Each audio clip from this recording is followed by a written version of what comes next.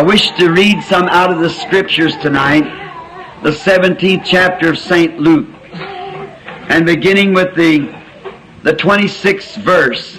நான் இன்றிரவு பரிசுத்த லூக்கா 17ஆம் அதிகாரத்தில் 26வது வசனத்திலிருந்து துவங்கி சில வேத வாக்கியங்களை வாசிக்க விரும்புகிறேன்.